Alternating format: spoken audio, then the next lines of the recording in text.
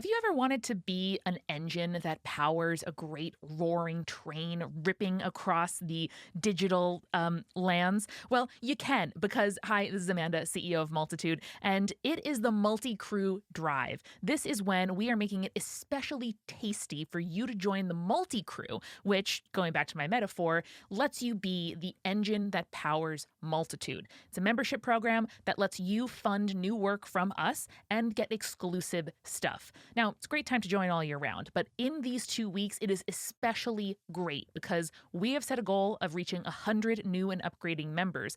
And to make it worth your while, we're doing a bunch of special stuff. We're having several hours of a telethon on Twitch where we play trivia and games that anybody can attend. We also have 6 brand new podcast episodes featuring Multitude hosts. Misha is teaching Moya all about the ocean. Me and Corinne and Eric are talking all about reality TV. There is so much more. Isabel and Amanda Silberling are here with me to debate and make a competition of emails. It's incredibly good. Julia wrote a whole RPG about Helios being hungover, okay? You can only listen to these episodes if you join the multi-crew.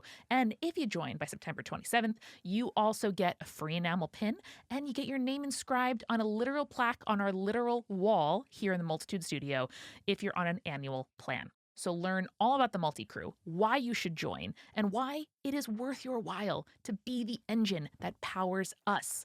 All at multicrew.club. That's multicrew.club.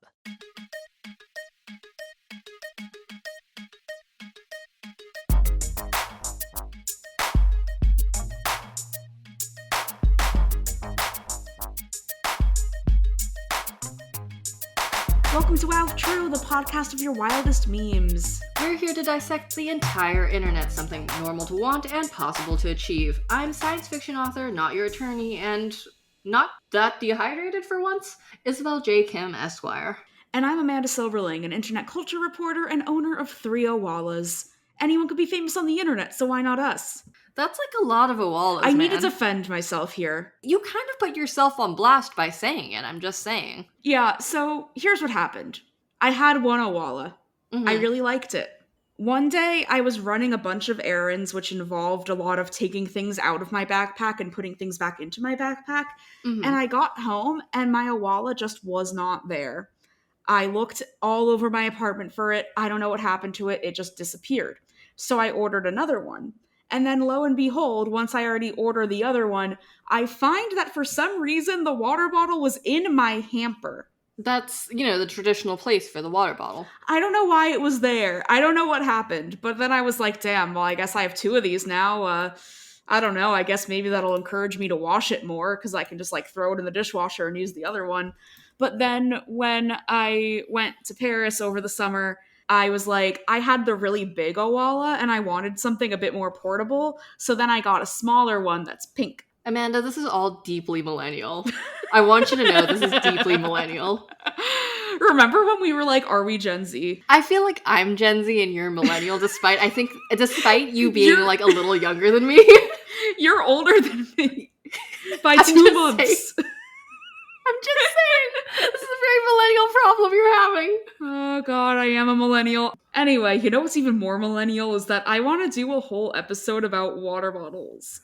Yeah, this is truly cementing your status as a millennial. Mm-hmm. And as we established in episode 82, water bottles are whole. They are whole. God, saying things are whole does sound like a variant of calling things brat, and I don't like it.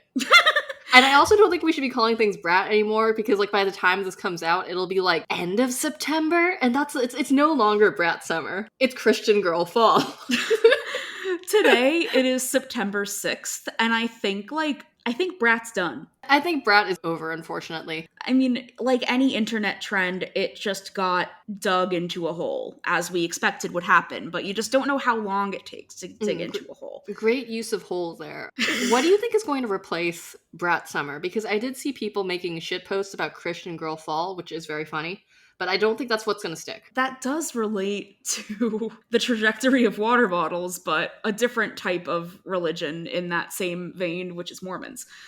Wow. People that study religion are going to be like, can't believe you just called Mormonism similar to Christianity, but not really in the same vein. Yeah, I feel like we're gonna get, a sternly worded email from some religious studies major or my friend Sam, who studied religion in college. We'll pull out the Wow if True bingo card because I'm gonna mention Laos, which is that when I went to Laos, like it's like pretty normal to just like go into Buddhist temples and just like talk to monks. A lot of people become monks because they want to like have the educational resources to learn English and like go to school and stuff. And they're also like bored because they're not really doing much all day. So they like when people come in and just are like, hey, I'll speak English with you. And they're like, bet. Like learning things is one of really the traditional reasons to become a monk. Like I was gonna be like, that's weird. And then I thought about all those monasteries where they were like making like illuminated manuscripts and shit. And now I'm like, actually, that is actually one of the top reasons to become a monk. Yeah, meanwhile, my landlord in Laos was like, I was a monk for like a week, but then I left because I couldn't drink. Good. Icon. Shout out to Tao. But anyway, so I like went to this monastery once and was just like talking with this monk, just having a normal conversation, pretty interesting stuff. I don't know, it's just very fascinating to talk to someone whose life is so different than yours. But then it's so different that you don't even know how to describe things. We were talking about religion and he was like, oh, what religion are you? And my friend said she was Christian and I said that I'm Jewish. And he was like, what's Jewish? And I was like, and then my friend was like, it's like Christianity, but with no Jesus. And I was like, you're not wrong, but that's also, I mean, I guess. I guess in a similar vein, you could call Christianity Judaism with Jesus? Yeah. Christianity is Judaism for chumps. Just kidding. Christianity is Judaism, but your special little boy is there. I want to be clear that we are being very facetious about our definitions of religions. Okay, would you consider people being obsessed with their water bottles to be a religion? Honestly, I do think there is a lot of scholarship about how because religious affiliation with like specific like temples and churches, etc., is lower in our generation, that people are trying to find religious meaning in other ways. And I think that things on the internet sometimes can be a stand-in for that, like people like worshiping Chapel Roan or whatever and then being weird when she like doesn't want to stop and take a selfie with every single person she ever encounters. I have hot takes about the Chapel Roan situation. Oh, yeah. Should we get into the Chapel Roan situation? Let's look at the Chapel Roan situation. It's also going to be like totally outdated by the time it comes out, but that's fine. We don't care. TLDR, Chapel Roan, very cool pop star, your favorite artist's favorite artist, blah, blah, blah. She posted some TikToks where she was like, people don't treat celebrities like real people. And when I'm out in public, I don't want people to come up to me and be like, hey, can I take a picture? Or like, if you do that, like if I say no, be okay with it. And of course, people got super mad at her about it. And like, I think what she's saying is like pretty reasonable. Like I get why people are getting mad because our culture treats fame as like the number one thing that you could possibly achieve. And she achieved it and then is like mad about it. I think that she is right that in certain fields like music, the only way to make it as an original musician is to be famous in a way that kind of ruins your life. Okay, so I have a lot of takes about this after reading a lot of posts. Why are you laughing at me? That's like the thesis of our podcast. Yeah, is I have a lot of opinions. I've read some posts. My central thesis of this is that she needs to fire her PR team and get a new PR team. Because I think her PR team and her whole like team right now is more situated for when she was a smaller artist and not situated for when she's like a big artist. And that she's trying to do too much of this herself by like posting all of this shit. And it's not coming across the same way when you're a big artist that you are when you're a small artist. The other thing here is that she needs to create a better delineation of her private persona and her public persona. If she's posting stuff in her private persona outside of like all of the glammed up fancy Chapel Roan shit, then it looks like, oh, we do have access to her private self.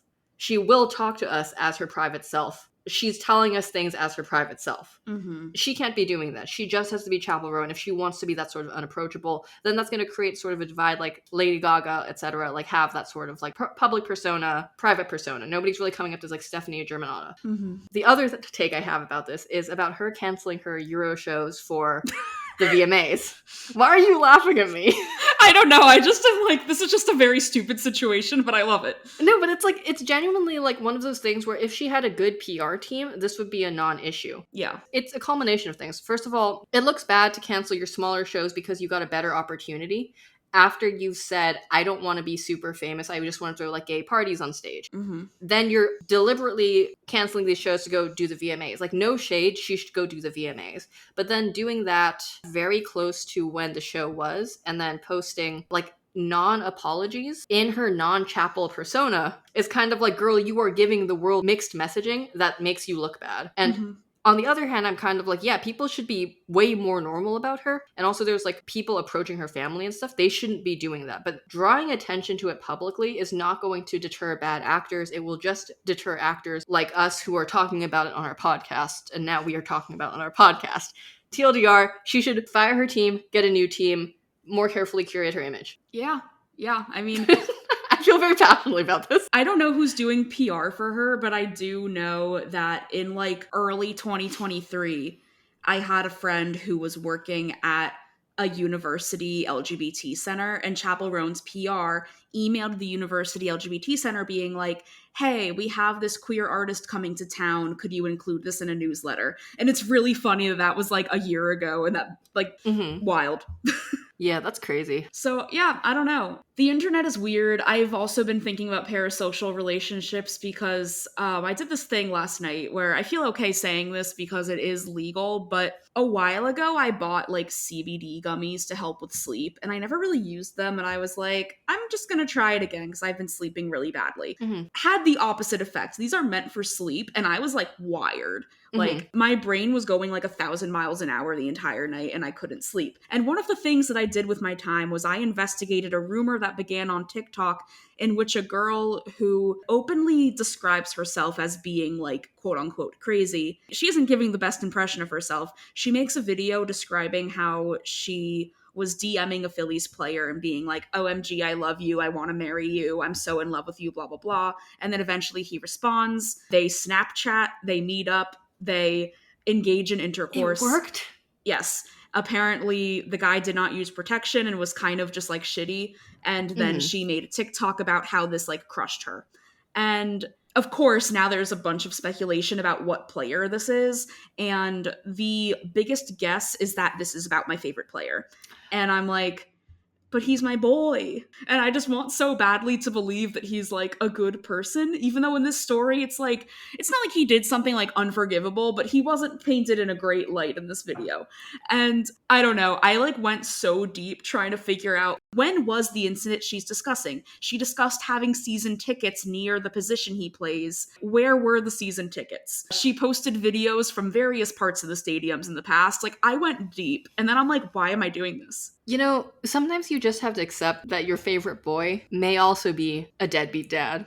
And see, the thing is, even if this rumor wasn't about this player in particular, I saw a lot of comments being like, oh yeah, well, like, half the girls in Philly have slept with him. And I'm like, well, why not me?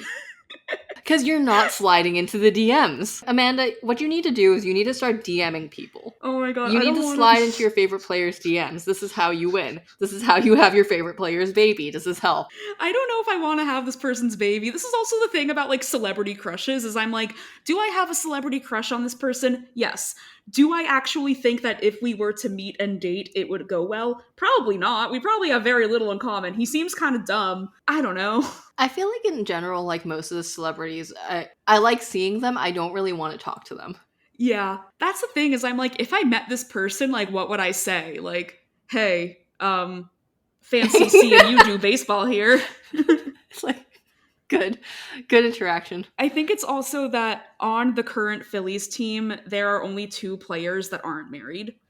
So it really narrows it down. But we don't know if she's even talking about this current Phillies team. Anyway, I think the point I'm trying to make here is that parasocial relationships are weird. And does Brandon Marsh have a Stanley Cup? Who knows? How does this lead back to water bottles? Well, this leads back to water bottles because my Phillies celebrity crush, Brandon Marsh. I don't know why I wasn't saying his name. I don't know what his life is. He's good at baseball. He's a weirdo. I like him. He pours water on his hair because I don't know, that's just what he does. He likes playing with damp hair. He's a wet boy. You're telling me he's a wet boy? No, yeah, he's a wet boy and his last name's Marsh. And then so there's a lot of discourse about like... Okay. Yeah, go on. There's a lot of discourse about like, is he really gross? Because when he wets his hair, it looks like his hair is greasy, but it's just what if wet. That's the only shower he's getting. I mean, he's like had to give interviews to be like, I shower. Why is this your favorite boy? Because he's like this greasy, unshowered wet boy. I think personality-wise, I would get along with him the best because he seems like kind of a weirdo beyond just being a jock. Also, I'm currently drinking out of an Alec Boehm souvenir cup. Oh my god. Because I was feeling depressed earlier and was like, well, if I drink out of my Alec Boehm souvenir cup and put on my Bidoof hat, then it's harder to be depressed. Alec Boehm is the other one who's single, and he and Brandon Marsh are roommates. I think you should try putting water on your hair before you go play softball. That did happen, like... There was one game like last year where for some reason we were playing in like 95-degree weather. It was horrible. And then so we all just started like pouring cold water on ourselves. And I was like, oh, it's like Brandon Marsh. Anyway, so yeah, this is the question of why have I not had sex with Brandon Marsh? Oh my god. Hey, this is a podcast about internet culture and in which we're going to investigate viral water bottles and why you would pour water on yourself. And if Brandon Marsh has allegedly fucked all of Philadelphia, why not me? Listen, I believe that you should shoot your shot. I think you can do it. I believe that you can fuck Brandon Marsh. But now I'm concerned that if this is true, then he allegedly had unprotected sex with this girl that he barely knows. And I think I'm not about that. You shouldn't fuck Brandon Marsh because he has fucked all of Philadelphia. And if you fuck him, then it's you fucking all of Philadelphia by transitive property. Imagine going to the doctor and being like, hey man, it was Brandon Marsh, come on. And she's like, this is like the 5th girl we've seen today. I do want to clarify very strongly that we have no evidence that this is actually about Brandon Marsh. We have no evidence that this girl's TikTok is actually legit. But when I couldn't sleep last night, I just went deep on this girl's TikTok trying to figure out if it was Brandon Marsh. And this is why parasocial relationships with celebrities are bad. Amanda, we have to do the episode. Okay. So Isabel, do you have a water bottle? Sort of. I have a bunch of like thermoses, but I don't. Thermi. I have a bunch of thermi. I don't really have like a water bottle. I asked my friend who has 2 children aged 6 and 10. The 10-year-old is named Julie, and I texted her and was like, hey, does Julie have opinions about water bottles? I was only expecting Julie would care. Her 6-year-old also cared. They both asked for Stanley Cups specifically. That's crazy. That's just the anecdote I want to begin with instead of after the anecdote about how I'm upset that Brandon Marsh hasn't had sex with me. I'm just doing you know a bit that this now. podcast is now just about fucking Brandon Marsh, right? Like that's the theme of this episode, despite the fact, like at least he's like water themed, so it fits. But also like, okay, going back to the plot, that's actually insane that a bunch of kids are asking for water bottles. That says a lot about water bottles in the pop culture.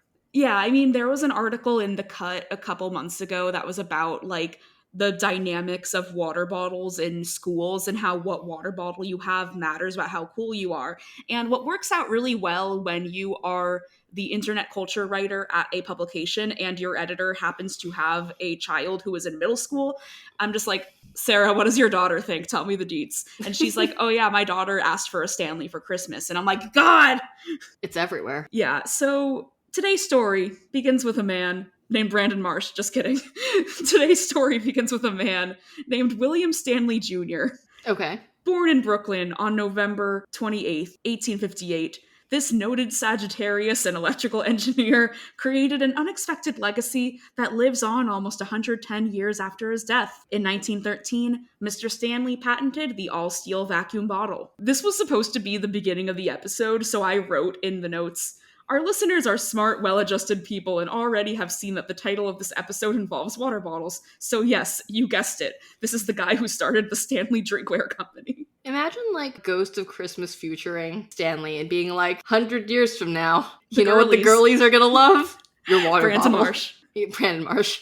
God, I feel like if you Google what he looks like, you'll be like, Amanda, what the fuck? Okay, like, keep talking, but I am gonna Google Brandon Marsh. The thing is, it's about the personality. Keep reading, man. So, Stanley went to Yale the year that Thomas Edison invented the incandescent electric lamp in 1879.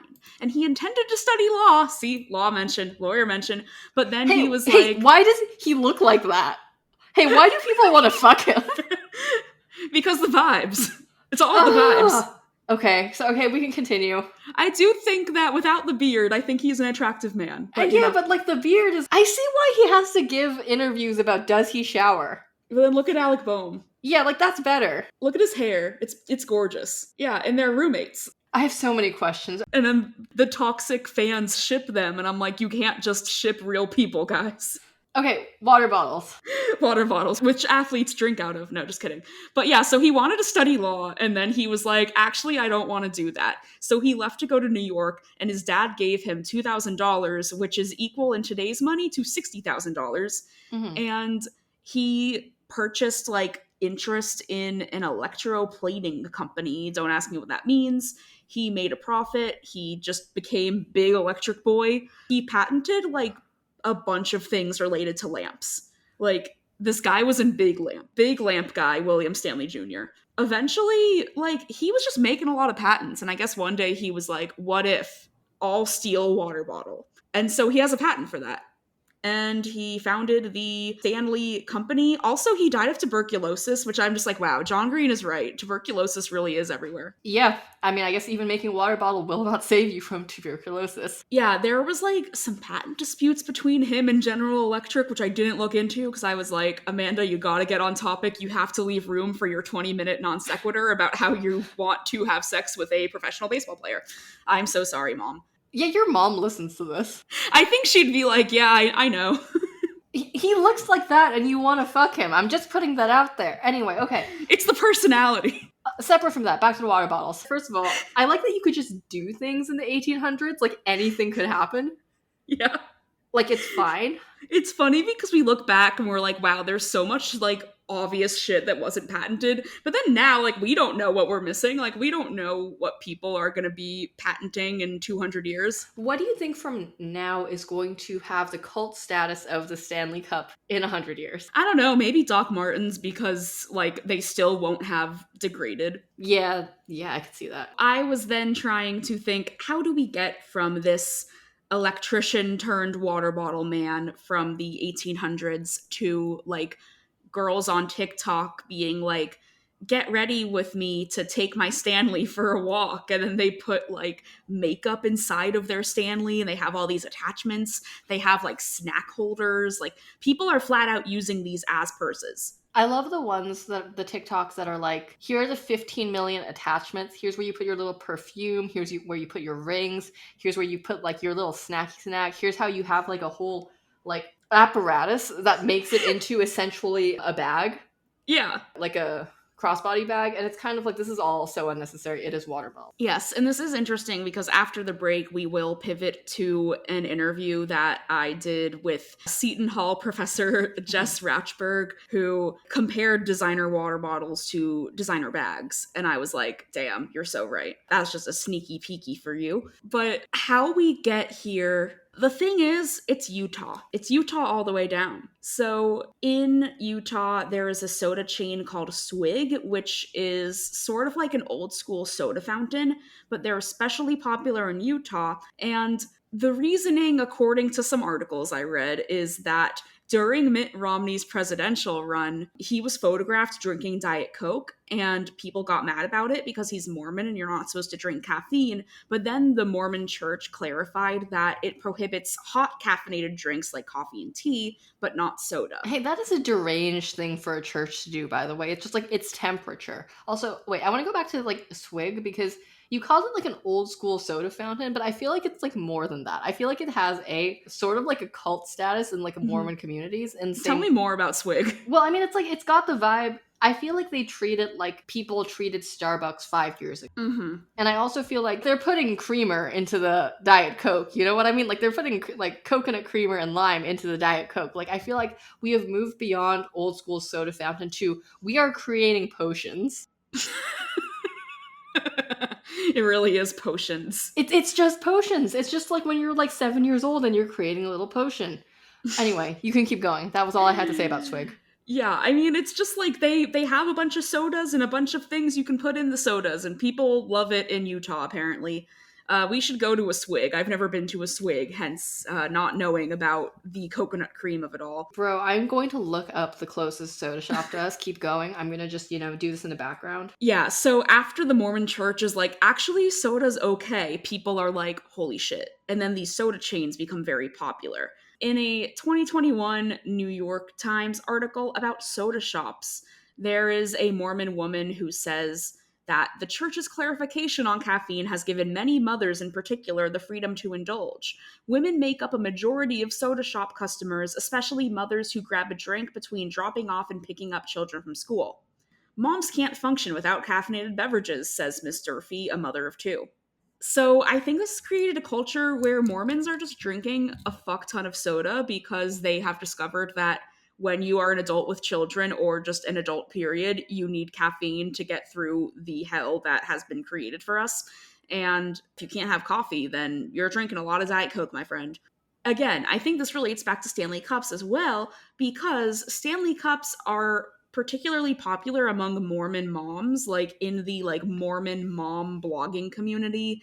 That is a lot of like where we got Stanley from. When Stanley first released the like Quencher, which is the really popular bottle that all the girlies have, it was in particular first promoted on a blog founded by BYU alumni. And it's Utah all the way down. And like that was sort of the moment that revolutionized how this company functions. Like, according to CNBC, the revenue for Stanley jumped from $73 million in 2019 to $750 million in 2023. I do think it's interesting here that, first of all, that Mormons are driving the trend, because it reminds me of how a lot of influencers are Mormon women.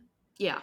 Because it's like, you're supposed to be a mom and stuff, but you do want to like have some sort of job / you're doing like homemaking influencing type shit. Yeah. The other thing is that this reminds me of like how like Carhartt, yeah. Carhartt. Well, like how it went from like a workwear brand to like a vibes brand to some degree, because this started essentially as like something that people were using for practical reasons, and now it's for let's hold all of our big soda. I'm 6 years old and I really want a water bottle. Yeah. No, I mean, it's the same like with Doc Martens. Like those originally were like industrial shoes and now they're goth kid shoes. Okay, so we have a lot more to say about water bottles. We haven't even touched on my beloved Owalas, but first we must go to the mid-roll.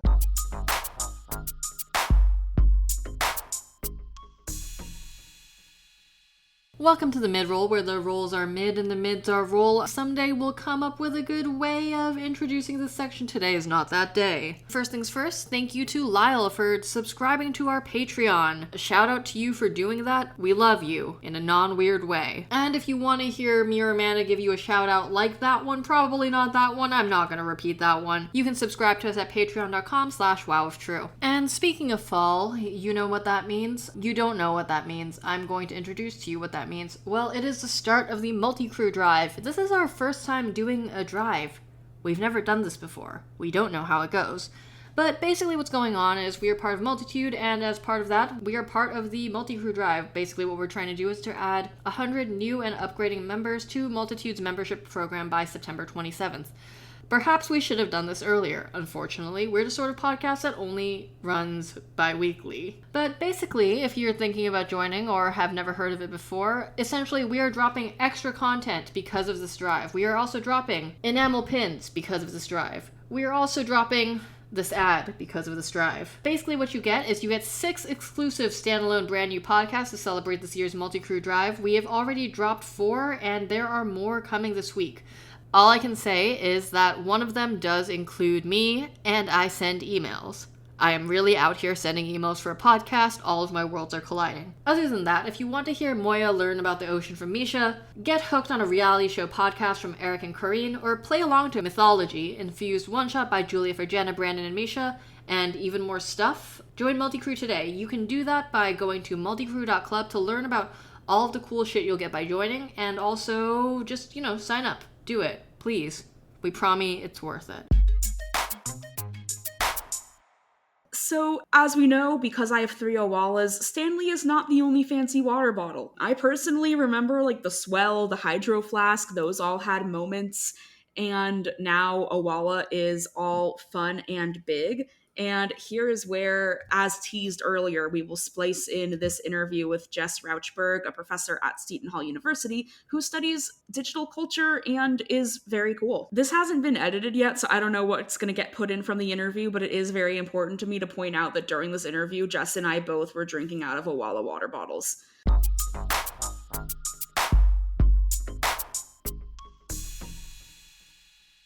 Hello, can you introduce yourself and what do you do? My name is Jess Rauchberg. I'm an assistant professor at Seton Hall University outside of New York City, and I study the internet and all of the things we do online. Hell yeah. So, how would you describe the phenomenon which I am calling the water bottle industrial complex? Oh my goodness, this is something that has really been sitting with me for the last few years, not just around the mad dash for Stanley Cups last Christmas in 2023, but I think this really goes back to the rise of what I would call the designer water bottle in the mid to late 2010s. So maybe about 6-7 years ago, when we see the Yeti water bottle really come onto the market as a commodity, as an item that people and consumers are clamoring for. And so I had to think about this. How did we get here? And I really think that water bottles like Stanleys or Owalas or Hydro Flasks or Yetis are a stand-in for designer or luxury items. So they are what a designer bag was in 2005, 2004. Well, now we have water bottles as this status symbol. Yeah, that's so interesting. So I'm also thinking about how like maybe this is just the bias of the circles I run in, but like if you have a Coach bag, that might not necessarily be like cool. But then if you have a Bagoo, which it is still like a brand in the same way that like Coach is, but a Bagoo is maybe like $50 depending on like what kind it is, whereas a Coach bag is like a wealth symbol. And Yeah. I don't know if that's in the same vein. Oh, absolutely. So I was thinking about my childhood and how growing up in the early 2000s, you could show your status. And this is something that young children, I was a young child during this time, were attuned to, these status symbols of what you wear. Or at the time before cell phones and smartphones became so ubiquitous. Do you have a flip phone? Or do you have a Sidekick or a Razor or an LG chocolate? Or then do you have an iPhone? What bag are you carrying? Are you carrying Coach or are you carrying Chanel or Louis Vuitton? But then we have the 2008 recession. And I think that radically changed how consumers and entertainment media and the PR industry and the fashion industry began to start framing items as luxury that weren't necessarily like a luxury bag or some kind of designer purchase, but we use that framing that we would use for a Chanel bag to talk about everyday necessities. Like you do need water to live, right? Yeah. And a water bottle is a great way to make sure you're getting that basic need met. But instead of just any old water bottle, now we apply those same logics of what we might have viewed as a designer item 20 years ago to these everyday necessities. So that's becoming a luxury item as well. Yeah, I'm also wondering how much like environmentalism plays a role in it, even though it is sort of like a contradiction that then people are buying like 700 water bottles and is that really the most environmentally friendly? But I remember like in elementary and middle school growing up, I would just get like the little Zephyr Hills bottle in my lunch bag. Thanks, Mom. And I don't know if that still happens. Like, I feel like growing up in my house, there was always just like water bottles. And now that's not the case. But I wonder if this is also just the bias of living in a city where I'm like, why would I buy a large thing of water bottles and carry it up the stairs to my apartment? Are you kidding? Yeah, I think you're on point with the environmentalist framing as well, and also the practicality of having this item. I think we place morals onto what we consume. So why are you making this purchase? And we might feel guilt or pleasure about making a big purchase. A bag might be like really frivolous, or it's like, why would you spend $500 or sometimes thousands of dollars on an item that takes a lot of water or takes a lot of energy to create? And then it's like, what if it goes out of style? But a water bottle is something that's seen as practical. So it's like, well, maybe I won't get my Starbucks latte this week, and that money can go towards my Stanley Cup or my Owala.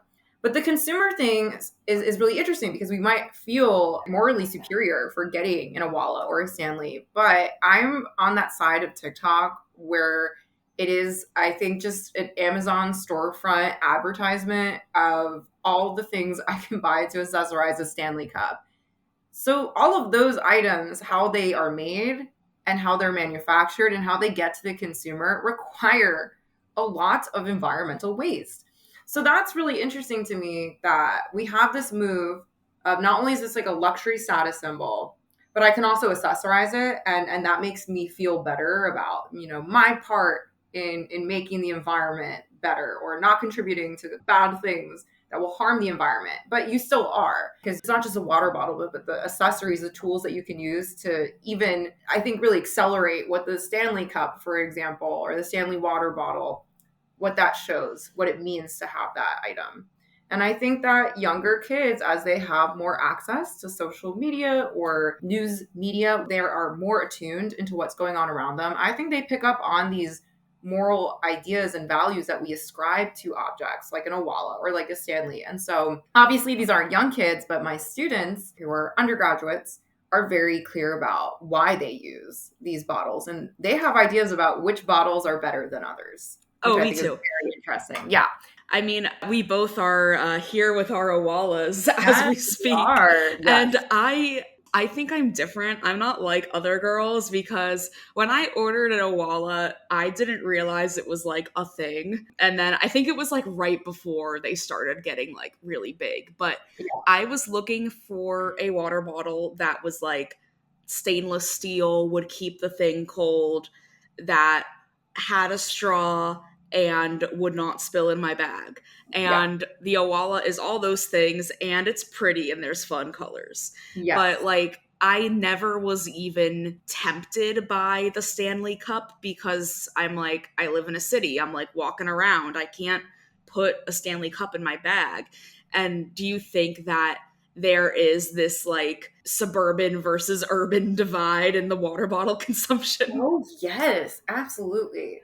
So this Stanley Cup became really popular because Mormon influencers based out in Salt Lake City and other parts of Utah were really into using those cups and making content and promoting those cups. And then some of the larger influencers within the Mormon mommy influencer pocket of the influencer industry, they began getting brand deals to feature their Stanley Cups, and they exploded. So I think there is obviously water bottle companies have different target consumers. And I think that becomes pretty clear to those of us who are choosing, well, which, designer water bottle do I want to purchase for myself? I think that the Stanley is probably marketed towards somebody who has a car, who might be running around all over the place and can, shove it into their console in their car. Whereas an Owala or even a Swell, I don't know if those are cool anymore, but I remember that was like a hot water bottle. Oh, yeah.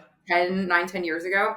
Those are a little bit more slimmer and they're easier to transport, although my Owala doesn't fit in my backpack pockets. So I guess that not for me, but for other consumers, it is easier to carry through these places. Or if you're on the move and you can't be in your AC in your car, these are more practical for city life. Now, that doesn't mean that consumers in urban areas or cities don't want a Stanley Cup. Or people living out in the suburbs don't want an Owala or a Hydro Flask or a Yeti. But I definitely think that the Stanley Cup was originally marketed to suburban moms, maybe living out west, who might go camping, in addition to, taking their kids to soccer practice or maintaining their homes. But because the influencer industry shapes, I think, how other people consume products and make decisions about what they want to buy, now we see that market and that target consumer going to different places. So young women who are working in cities and maybe don't have families of their own might also want to buy a Stanley because they don't maybe see themselves as a difference between, oh, this influencer and what they are like in their offline world and as a mom or as a family caregiver, but they see themselves as wanting to be like that influencer and having that fame or that level of attention. Or maybe my life will be perfect and curated if I have this object. So now more and more different types of people buy the water bottle too, because they see it as a, maybe not even as a luxury item, but as a status symbol. Yeah, I also wonder how much like TikTok plays a role in this, because the Swell and the Hydro Flask predate TikTok, but that was still definitely a moment. Although I guess for me, I had like Swell knockoffs, like from TJ Maxx, because there wasn't really a difference. Whereas I don't know, I haven't seen anyone replicate the Owala design yet, but I will be closely watching. But I wonder, like, because of TikTok and TikTok Shop and all these accessories for the Stanley, like, I don't have a Stanley and I get videos about Stanley accessories, which, to paint a word picture, it's literally like you can put a thing on top of the water bottle to like hold snacks, or like there's videos where people are packing their Stanley and they're putting like lipstick in it and like their keys and their credit cards, and it's like the water bottle became a purse. It literally became a purse. So I guess the question is like, TikTok question mark? TikTok is playing a huge role in how the fashion industry and other consumer markets are changing habits about what products are elevated to status symbols and how companies can reach consumers through an influencer. Influencers are fascinating because while they have some kind of micro celebrity status, for like everyday users and followers, they see an influencer like Alex Earl, who has one of the most powerful brands in the creator economy, but they don't see her like they might Kendall Jenner or Kylie Jenner. They see her as someone who's approachable. Mm-hmm. So when you see that kind of content, which is an advertisement, but it's, hey, get ready with me as I take off these Mighty Hero patches, which are more accessible to you than, La Mer face cream, which could be hundreds of dollars. I can consume this product, and it feels like I can build a relationship through this person's brand, and I feel closer to them if I have this product. So I think that says a lot about how marketing through TikTok and influencing certain products are really reliant on these parasocial relationships that are part and parcel to the platform, and how it's designed for creators and advertisers and influencers to work and share products and promote products. That's really interesting to me. And those Stanley Cup, like, get ready with me to go for a walk while I put my whole life in this little bag. I think those are rage bait, but that's also what gets views and gets clicks. So I also wonder if some of those creators in those spaces are in on the joke. Yeah, like, I don't know why I'm thinking of like a creator like Safia Nygaard, where like she does the stuff where it's like, I bought every single Bath and Body Works candle and then melted it together. But like, she's not doing that because she is organically like, I would love to do this. She knows that if she buys 400 candles and melts them all together, enough people will watch it that she will make the money back tenfold. Yeah. And like, I feel like it's sort of similar with like people that are like, look at my rainbow of Stanley cups and how I match my outfit to my Stanley every day. Like, I don't know, the rage is definitely a factor in what people are doing. Oh, absolutely. And I really think the Stanley hype escalated with another form of not like direct Stanley content, but related, the rage bait type posting of water talk that was like really big this time last year, where these creators some of them were just like, everyday users, and they blew up just because this style of content just exploded. And it was had like a 15 minutes in the 24-hour news cycle. And, they're taking their various Stanley Cups. So which Stanley Cup am I going to choose today to mix like my 35 different Crystal Light packets together? Oh my God, yeah. I'm being really facetious here, but that gets people to have, and viewers to have, a passionate reaction, whether they're like, oh, I'm really into this, or I see this as some kind of ASMR and a guilty pleasure, or this really pisses me off and I need to watch more. that was a big boon for Stanley, because what's the hot item a couple months later as Christmas and holiday season sales roll around? It's the Stanley Cup. People mob Target on Black Friday looking for the cup. The Target that I frequent when I'm in Pittsburgh has a sign, still only one Stanley Cup per customer.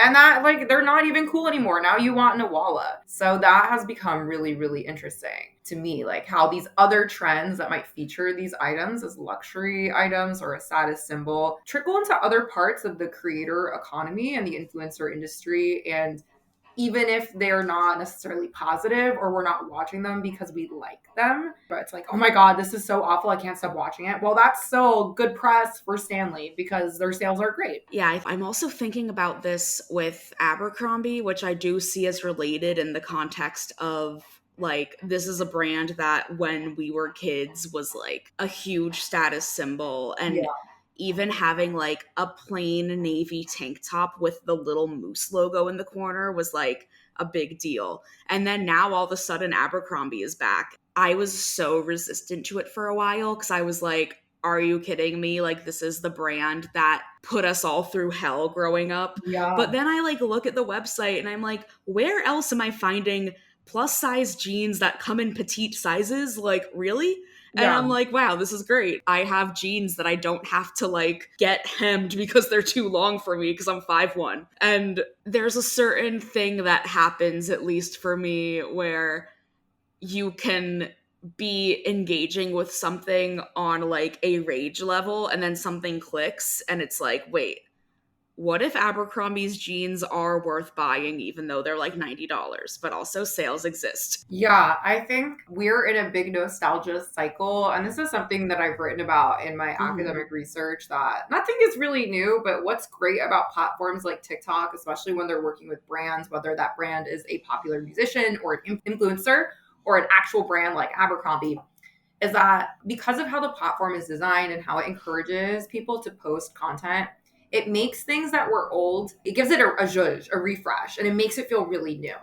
So I think that's how Abercrombie was able to successfully rebrand after really falling off in a negative way. And I would say like maybe like 10, 12 years ago, and now they're back. And all this trauma that people had because of the clothing not being size inclusive, whether that's size or height related, now that's changed. It's a totally different brand. And yes, it might still be expensive, but the clothing is quality. People like it, especially the jeans. And I think it is something that wouldn't have been possible without TikTok and the way brands can use that platform to market. I think that really makes a difference. Yeah, and like Abercrombie's stock is up like 900% in the last few years, which is crazy. And I don't know, they make good jeans. What can we say? Yeah. Another thing when I was like writing notes for this was how like Owala girlies are city girlies and Stanley girlies are suburb girlies. And then I was thinking about, why are we using the phrase girly?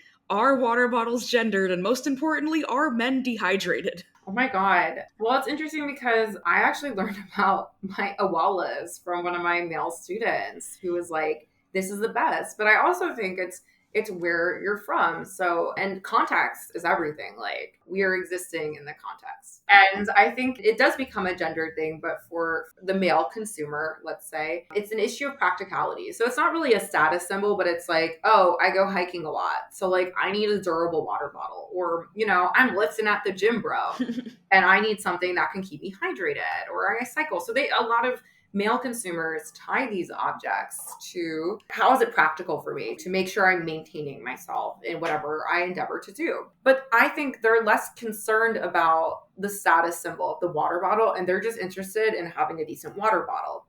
But I think conversely, when these brands target women consumers, they're interested in framing it as a luxury item, as a status symbol. So it's like you can use that same marketing logic to present a designer bag as a hot commodity. They're using that for the bottles. And I think they're leaning into this, to the girly trend, which I understand to have begun as really something ironic and satirical. But they're just like leaning into it head first and embracing it in a more genuine way. So what started as a trend really among young queer internet users to poke fun at girlhood and the traumas that can create, these brands take it in another way and use it to reinforce gender binaries and gender the products that are available to people. So now is it, well, if I get a Stanley, is that too girly for me? Well, I don't want to be that girly, so maybe I need to get an Owala. Maybe I need something totally different. I also wonder, my last thought here is on this note of like, what happens when we gender these items? I wonder if that also turns off male consumers from having a Stanley, because is it girly? All the accessories that are used and created for within the water bottle industrial complex, the Stanley industrial complex, they're all very feminine coded. The straw caps are super girly. The little backpacks and purses and accessories you could attach to your Stanley is really girly.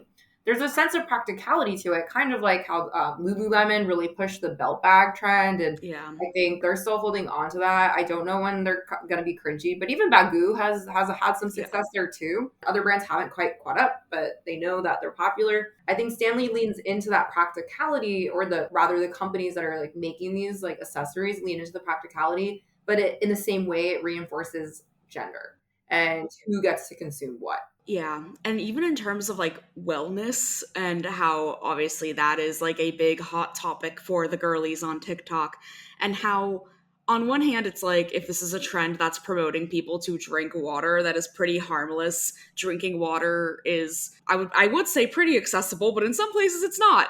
But then even something as simple as drinking water gets commodified, where it's like, are you drinking water, or are you drinking the right kind of water with the right kind of like liquid IV powder? Yeah. It's just water bottles all the way down. Yeah, that even like leads to like this other idea of how pure is my water. So I know there are so many wellness influencers, and wellness and TikTok is a whole other place. I think that's a whole other conversation, but I think about the Kangen machines to purify the water, or like, am I drinking alkaline water because the pH is great? So like, it's not accessible for everyone to drop, $2,000, $3,000 on a machine that will, purify your pH levels in your water. That is not accessible for everyone. I didn't even know about this. Oh yeah. I have been on Deworm Talk, Paragard TikTok, and so then I get that kind of content as well. Just for research purposes, I'm not informing. I want to clarify that.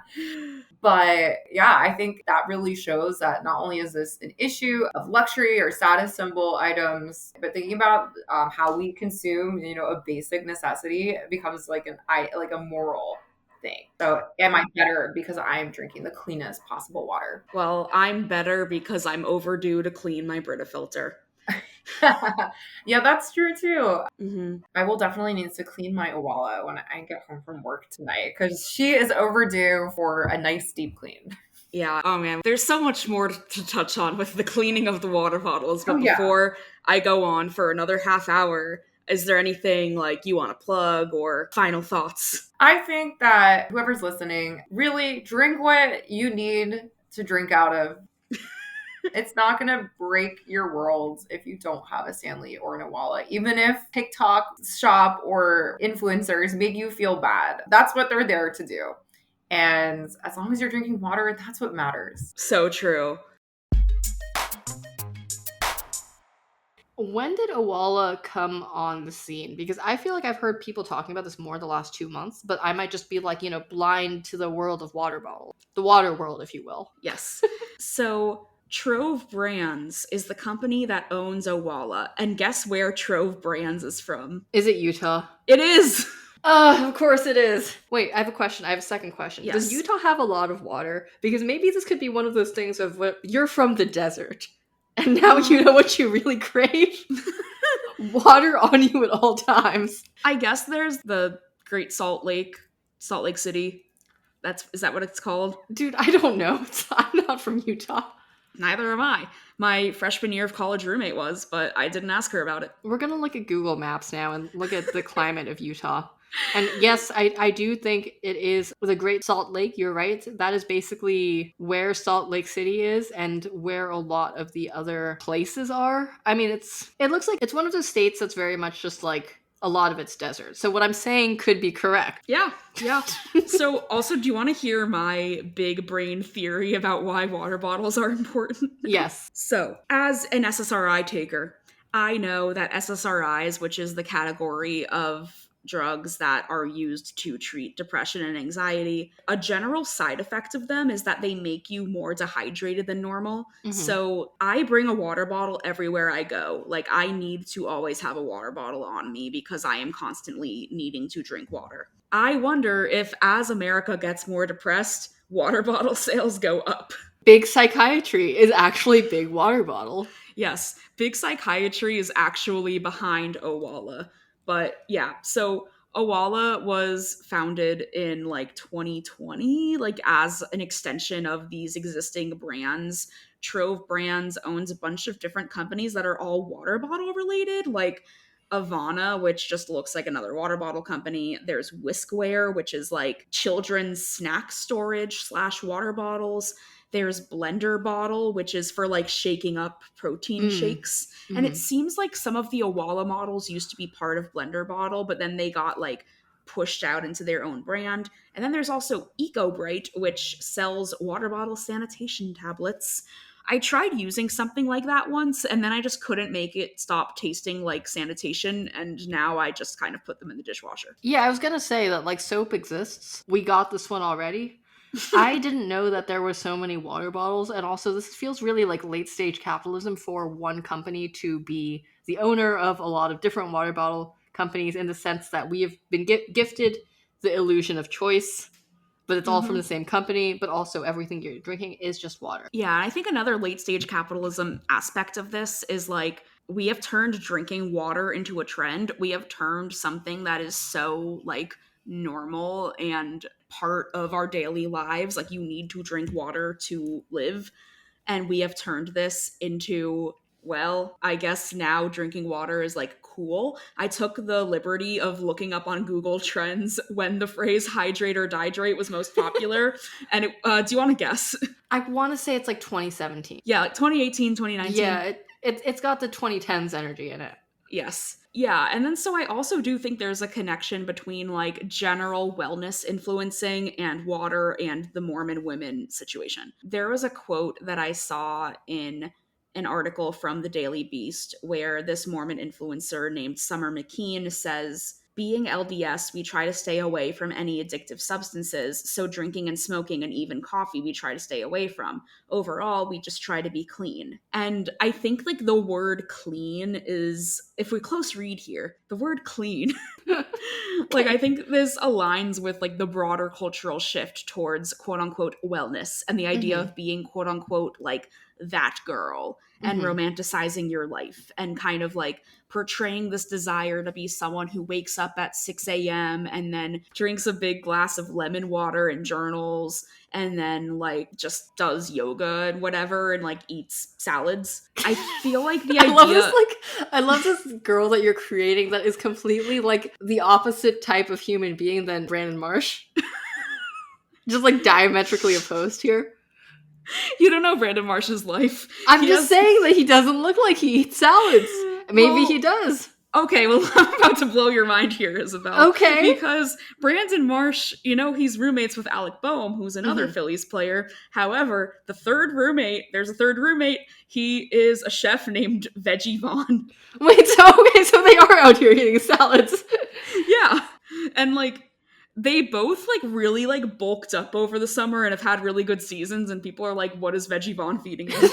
That's really funny, actually. That's good. Yeah, imagine being, like, sports wealthy where you can hire your friend to live with you and just cook meals for you. I wonder what he's feeding them. But also Veggie Vaughn is not vegetarian, which is What? a common misconception about Veggie Vaughn. Why is his name Veggie Vaughn then? Because he likes veggies. You can like veggies without being I vegetarian. guess I'm just kind of assuming a lot of things about this guy's life from his name, you know? Just like how Marsh is wet, and then he was wet. And I was right. Yeah, he's wet. He, like, whenever the Phillies win and they do a post-game interview with the player of the game, he and Bryson Stott, who I don't know, he's not relevant here, but they pour water on the players. That's good. Okay, going back to like clean girl aesthetics, like healthy girl aesthetics, I feel like what's interesting is like the water talk thing and like water bottle trends are both toward clean girl, but also people who will pour a bunch of little packets of like different types of water flavorings into their water to make a different blend. Have you seen this one sparkling sake brand on TikTok? No, but I am familiar with the potion making in Stanley Cups. Okay, so like, well, the reason I'm bringing this up is because I feel like this is the diametric of opposition to the clean Mormon girl aesthetic, which is that this brand Summerful Sparkling Sake, which I remember because they're doing this brilliant marketing thing where a cute Asian girl who looks a little bit tipsy is like, let's make my water of the day, pours in many different types of alcohol and like glitter and stuff that turns into truly like a potion, truly like a whole like Stanley Cup full of potion, and then pours in a can of Summerful Sparkling Sake on top every single time and then takes a sip and it's like, that's so refreshing. And it's directly making fun of water talk. But also there was one time when she did make normal water and she just poured regular water and then she looked so upset about it. And I just feel like this is like the end state of late stage capitalism regarding water talk. Yeah. But I just wanted to tell you about it. It's so weird. Like, the deeper I got into this, there was also discourse about people trying to, like, make sure that they're drinking water that has the right, like, pH level or some shit. I don't even know. And I'm like, is your water basic or is it acidic? I'm just out here with my Brita filter. It's me and my Brita filter against the world. I mean, I have, like, a reverse osmosis filter, but that's because my mom wanted me to install it instead of a Brita filter. Wow. But I also tried on the other end of the spectrum because, you know, I contain multitudes. I did try Skittles, the water flavoring yesterday, like the little packet of it. Specifically red Skittle flavor. What did it taste like? It tasted like red Skittles. It was really unsettling. But, like, it was so potent and it was already diluted. We used more water than you're supposed to. And if you think about the amount of little packets of stuff that those water influencers are putting in there, it's like 4 or 5 packets. This shit probably tastes like soda, which brings us back full circle to swig. So true. So to end, there's one big irony to the whole craze of reusable water bottles. Apparently, a lot of people aren't doing this for any sort of environmental reason. They are purely just like, I want the water bottle and I don't trust faucets. So people are like buying plastic water bottles and pouring them into the Stanley Cups. What? Yes. Wait, so they're buying the plastic disposable water bottle, pouring that water into their reusable water bottle instead of getting the water from the tap that you're supposed to put into your water. This is stupid.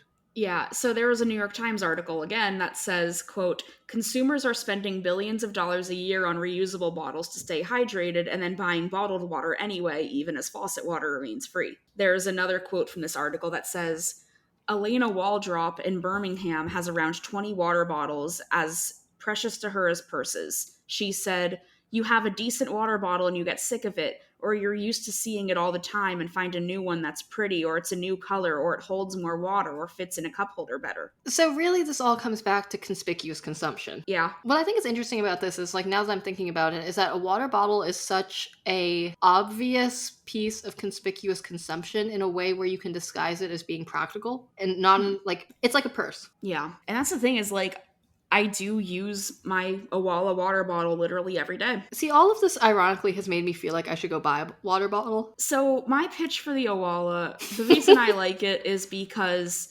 it doesn't leak.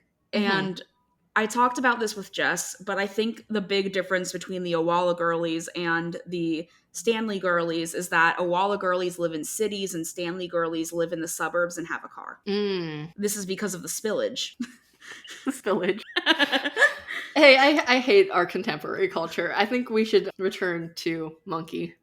Okay, we could go back to when a young William Stanley Jr. was a law student at Yale before he was like, actually, I'm gonna move to New York with the equivalent of $60,000 from my dad. Okay, pitch. Society, if William Stanley Jr. had simply gone to law school. I think there would just be another water bottle that would fill Water Talk's hole. Okay, on that note, I'm leaving. I'm leaving this podcast. Bye. Bye.